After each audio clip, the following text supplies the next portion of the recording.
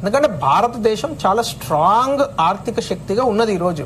అందుగురించే మన దేశంలో ఎక్కడ లైన్లు లేవు, ఎక్కడ సిలిండర్ల సమస్యలు రావట్లేదు, ఎక్కడ కూడా మనం చేసే కార్యక్రమాలు ఎక్స్పోర్ట్స్ ఇంపోర్ట్స్ ఎక్కడ డిస్టర్బెన్స్ లేదు, ఎక్కడ కూడా మనం చేసే రెగ్యులర్ ఇండస్ట్రియల్ యాక్టివిటీ. ఇప్పుడు సిల్వర్ గురించి ఎందుకు మాట్లాడలేదు మోడీ గారు?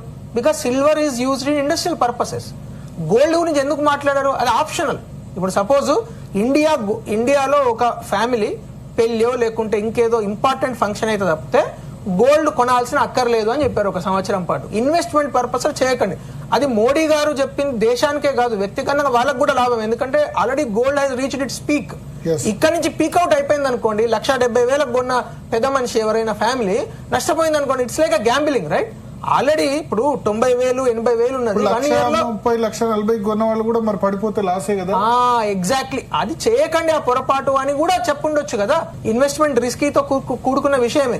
ఆల్రెడీ చాలా బబుల్ అయిపోయింది, దీనికి సబ్స్టాన్షియల్ రీజన్స్ లేవు, ఓన్లీ ఇంటర్నేషనల్ అంతర్జాతీయ సమస్యలు మాత్రమే, సప్లై చైన్ మాత్రమే కారణం అన్నప్పుడు why should be put in gold?